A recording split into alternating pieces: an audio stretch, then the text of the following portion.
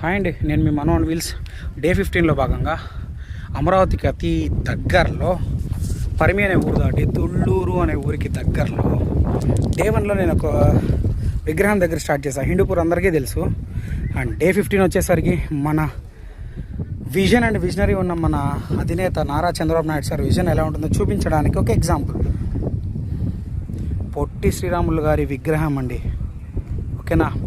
56 feet, ఇక్కడ నుంచి 56 feet విగ్రహం అండి, ఓకేనా.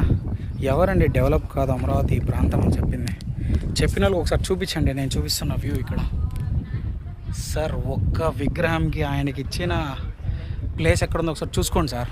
ఏదైనా మాట్లాడే ముందు కొంచెం ఆలోచిద్దాం సార్. ఆయన విజన్ అండ్ విజనరీ ఎలా ఉందో ఒకసారి చూసేది, ఓకేనా. చూడండి గైస్, 56 ఫీట్.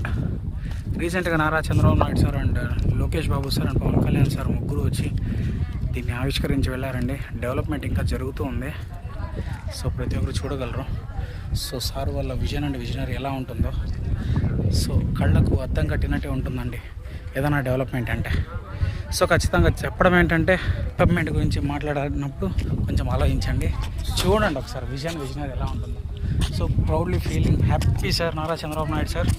అండ్ డే 15లో భాగంగా ఇక్కడ చేరుకున్నందుకు నేను ప్రౌడ్గా ఫీల్ అవుతున్నా సార్. ఖచ్చితంగా ఈ సక్సెస్ మేము కూటమి ప్రభుత్వ నాయకులు ప్రతి ఒక్కరు హ్యాపీగా తీసుకుంటాం సార్.